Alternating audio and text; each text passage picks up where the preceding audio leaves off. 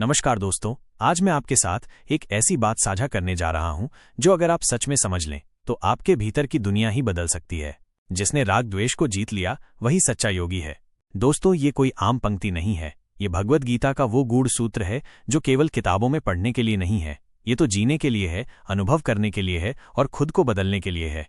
चलिए थोड़ा गहराई में चलते हैं। क्या होता है राग? राग यानी मोह, आसक्ति, किसी चीज से जुड़ जाना इस हद तक कि उसके बिना जीवन अधूरा लगने लगे। और द्वेष, द्वेष यानी नफरत, क्रोध, जलन, वो भाव जो तब उठता है जब कोई हमारी उम्मीदों पर खरा नहीं उतरता। अब सोचिए, क्या ये दोनों भावनाएं हम सबके जीवन में नहीं आती? कभी किसी से इतना लगाव हो जाता है कि उसकी एक बात हमारे दिन को बना भी सकती है और बिगाड़ भी।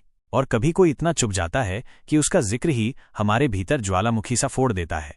यही राग है, यही द्वेष है, और इन्हीं के बीच फंसा है हमारा मन। पर गीता क्या कहती है?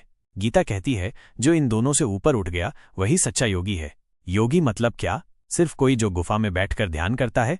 नहीं, सच्चा योगी वही है जो समाज में रहता है, परिवार के बीच रहता है, ऑफिस जाता है, रिश्तों में उलझता है, लेकिन फिर भी अपने भीतर शांत रहता है, जो किसी से चिपकता नहीं और किसी से टकराता नहीं। कल्पना कीजिए एक इंसान की जिसे उसके ही परिवार ने बचपन में छोड़ दिया। उसने संघर्ष किया, अकेले पला बढ़ा, मेहनत की, सफलता पाई, और अब वही परिवार लौट आया है।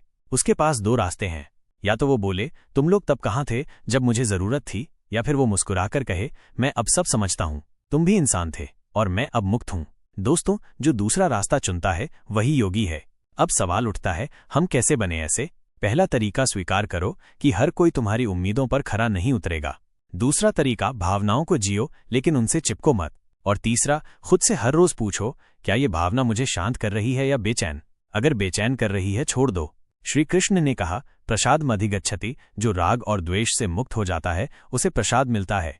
अब ये प्रसाद कोई मिठाई नहीं है, ये है मन की शांति, एक स्थायी मुस्कान, एक स्थिरता जो किसी तारीफ से नहीं हिलती और किसी आलोचना से नहीं गिरती। तो दोस्तों, सच्चा योगी बनने के लिए आपको किसी आश्रम जाने की जरूरत नहीं है। जरूरत है तो बस एक चीज की, अपने अंदर उठते राग और द्वेष को रोज थोड़ा थोड़ा कम करने की। आज अगर किसी की बात चुभी है, जवाब देने से पहले रुकिए। आज अगर किसी से मोह हो गया है, उससे कुछ अपेक्षा करने से पहले रुकिए। और यही ठहराव, यही आत्मसंयम धीरे धीरे आपको उस शांति तक ले जाएगा जहां आप सच्चे योगी बनेंगे।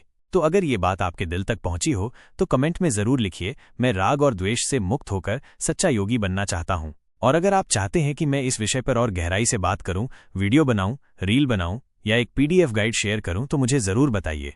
आपका दिन शांत, सरल और सुंदर हो। जय श्री कृष्ण।